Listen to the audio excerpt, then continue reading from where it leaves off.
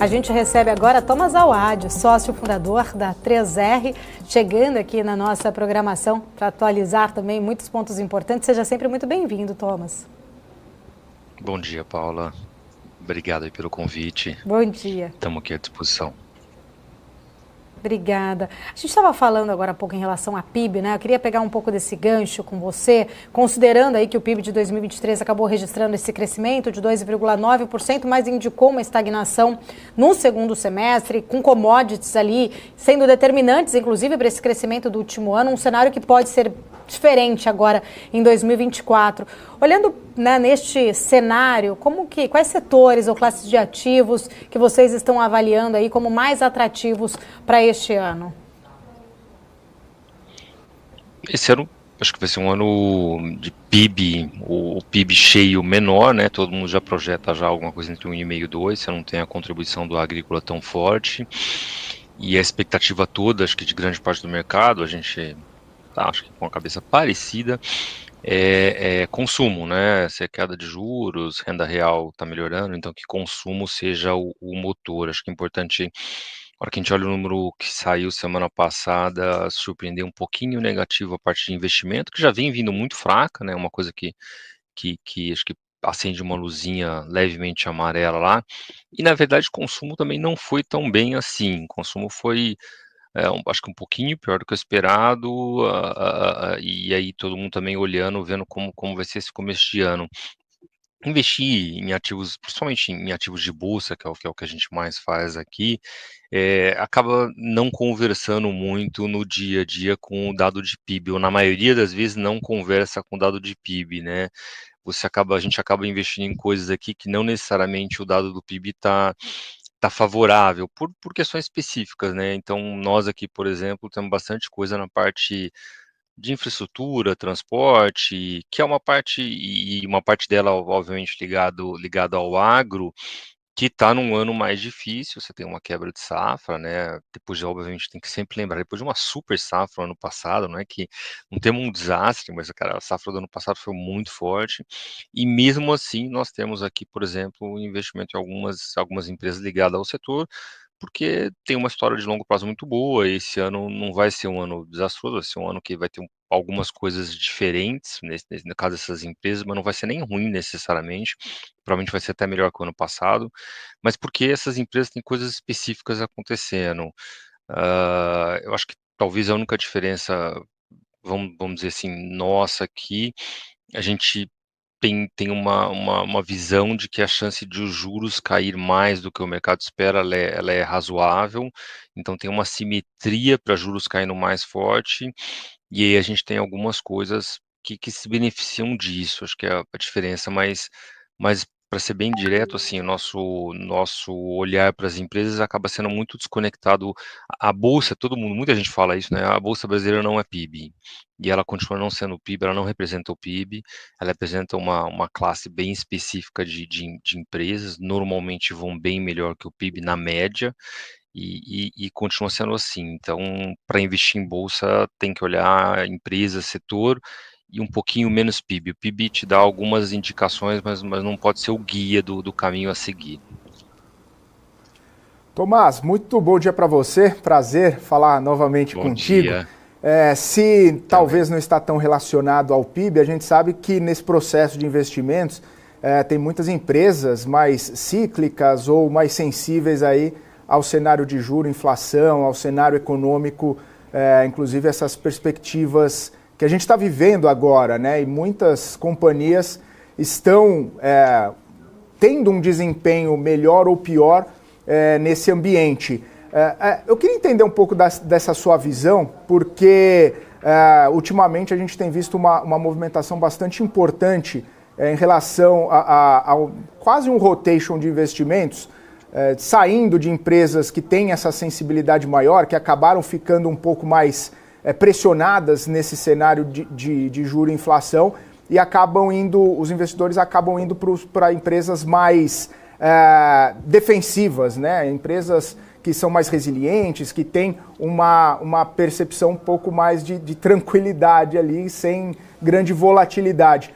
Nesse seu processo e nessa sua percepção do mercado agora, você Você está percebendo essa movimentação? Você está fazendo algum tipo de movimentação em relação a isso? Ou algumas empresas mais sensíveis, mais cíclicas assim, acabam tendo um olhar melhor por conta de um cenário futuro mais proveitoso?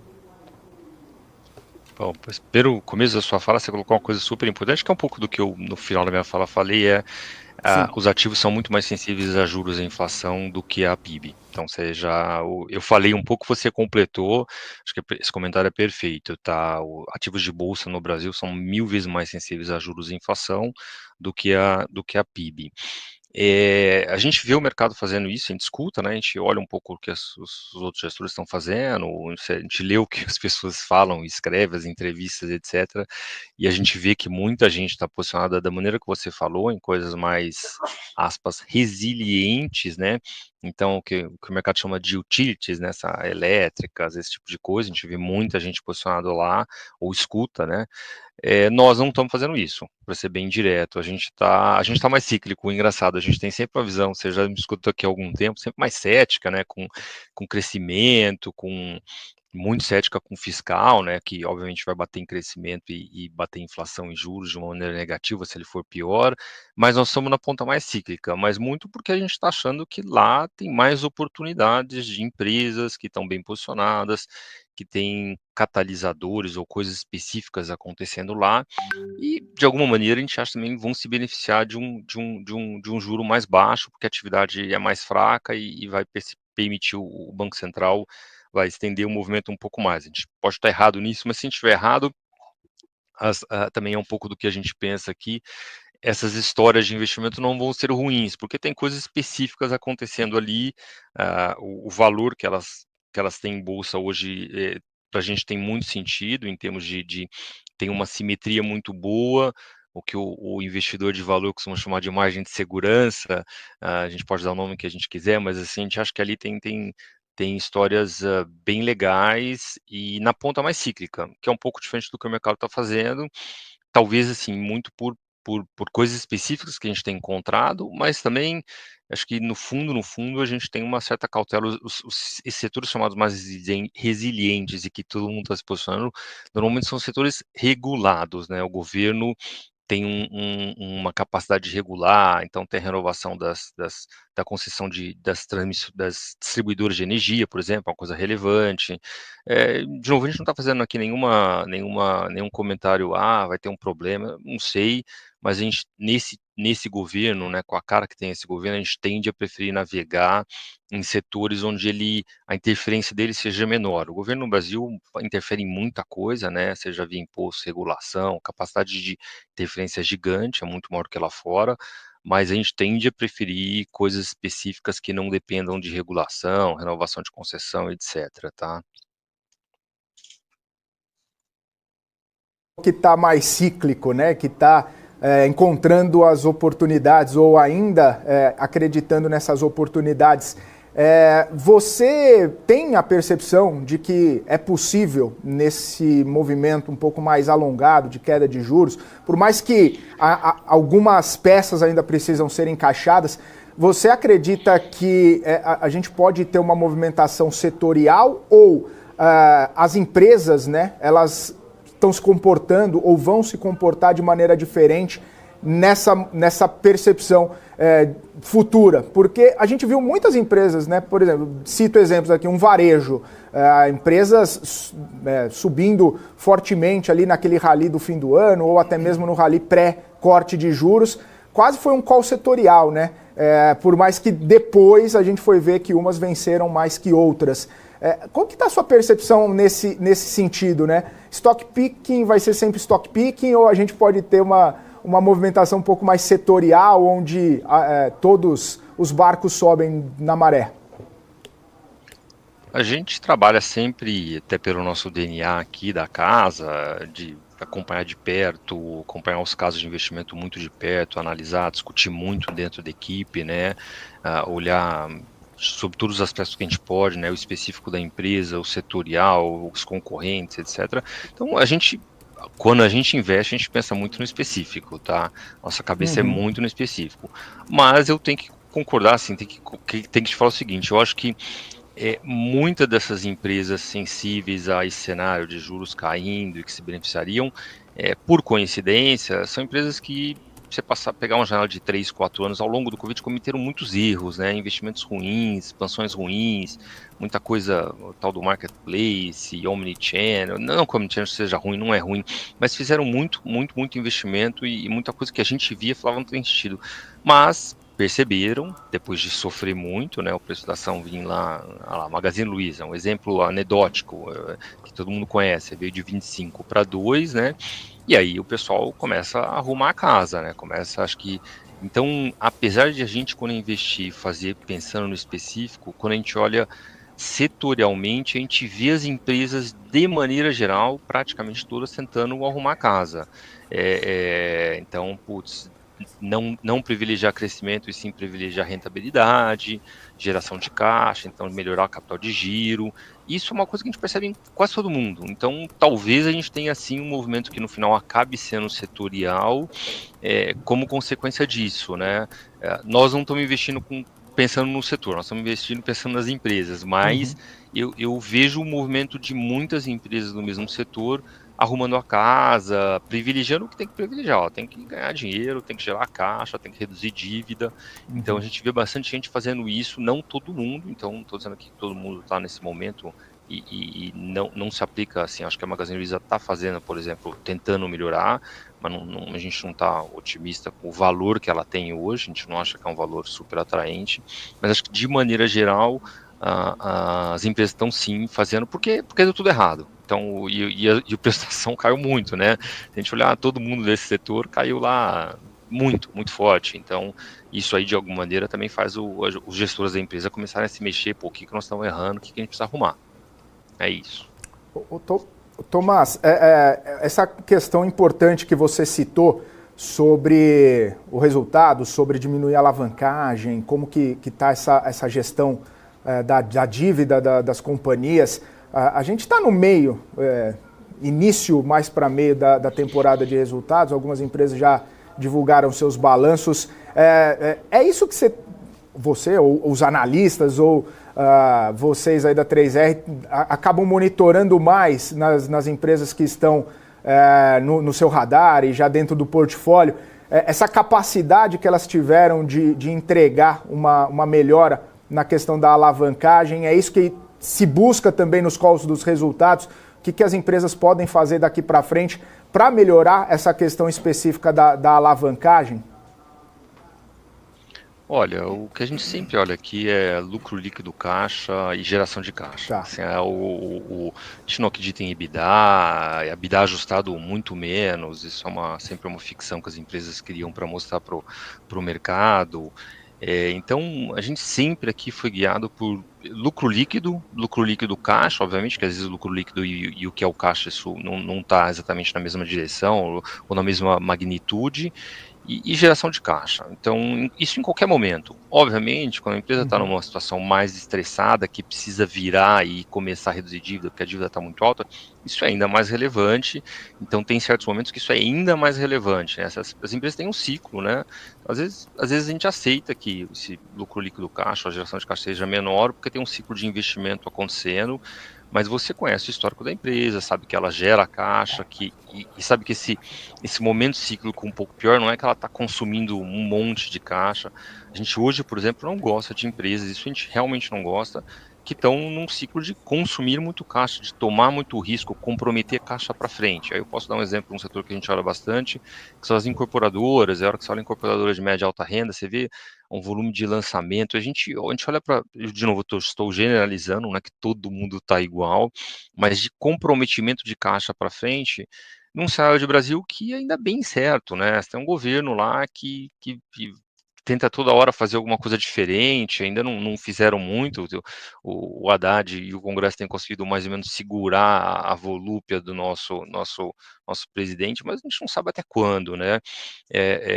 Então, a gente sempre olha lucro líquido caixa, acho que ao longo do ciclo das empresas, é isso que eu te falei, dá para aceitar que isso seja um pouquinho menor e tal, Mas o que a gente com certeza não gosta, e hoje, quase nunca, mas hoje mais ainda, a gente que está tomando muito risco e comprometendo o caixa para frente, consumindo o caixa, se alavancando numa aposta de futuro muito promissor, que a gente não tem uma grande certeza sobre o futuro.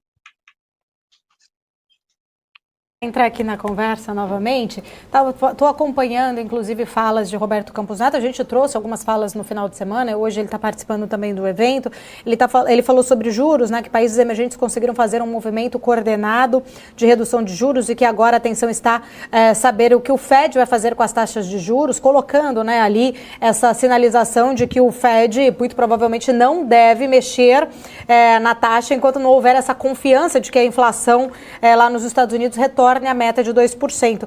Isso, eu queria entender na sua visão o quanto isso realmente pode acabar, né, aqui pesando, inclusive, para a nossa política monetária, até porque nas falas também ali de Campos Neto, ele volta a dar um ponto de atenção sobre a inflação de serviços no Brasil, que também não é considerada uma luz vermelha, mas que requer uma vigilância. Entender como que isso poderia, de alguma forma, influenciar ali sobre o risco, né, de investimentos no Brasil. Você comentou ali sobre a questão, né, de um movimento mais cíclico, se isso, de alguma forma, pode ser algo ali que atrapalhe, de repente, estas projeções. Não tem dúvida, Paula. O 10 anos, o Treasury de 10 anos é o termômetro de todo mundo. Uhum. Vai continuar sendo. A gente não adianta brigar com os fatos, né?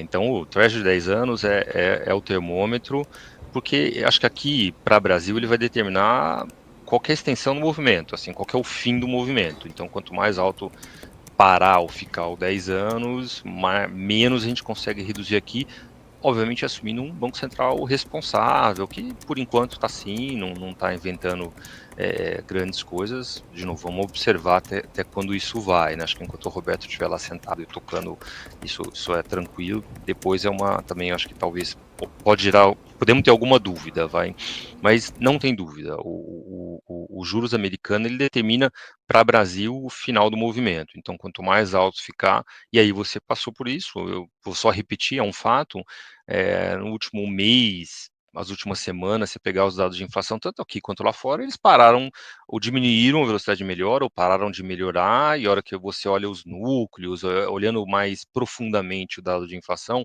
aqui você olha núcleo, olha serviço, ele parou de melhorar, até deu uma piorada, né? Acho que no mundo inteiro existe uma dúvida que você tem um mercado de trabalho que não está sobrando gente, até um pouco por culpa dos governos, que dão tanto incentivo para as pessoas não trabalhar, né, que fica uma competição aí do mercado de trabalho com o cara ganhando benefício, mas você tem uma dúvida se a inflação vai conseguir cair muito mais, e principalmente o mundo já é serviço, né, e a gente olha muito os dados industriais, né, PMIs, mas não importa mais, assim, a indústria, e você teve uma desinflação de bens, mas, putz, cada vez isso pesa menos, né, cada vez serviço né, serviço é 60%, 70% do PIB em todos os lugares e é muito relevante a inflação. Então, se nesse contexto de mão de obra não tão abundante, essa inflação vai ceder tanto. Se ela não ceder, o Fed, por exemplo, vai ter que manter uma política mais restritiva, num nível de juros um pouco mais elevado por mais tempo, e vai limitar o nosso movimento de queda, sim, e aí vai atingir essa visão cíclica. Por isso que eu até comentei, a gente tem aqui, no nosso caso específico de 3R Investimentos, feito coisas que se beneficiariam de um cenário de juros ainda mais baixo do que o mercado espera, mas, né, a gente não depende só disso na nossa visão nesses cases, nesses casos de investimento. São casos que vão bem mesmo com o que o mercado projeta hoje de juros, mas se os juros caem ainda mais, eles provavelmente vão melhor ainda. Essa é a maneira nossa de abordar aqui. Ilha Tomás, quero agradecer, sempre um prazer recebê-lo aqui na nossa programação da BMC News. Muito obrigada pelo seu tempo, volte sempre.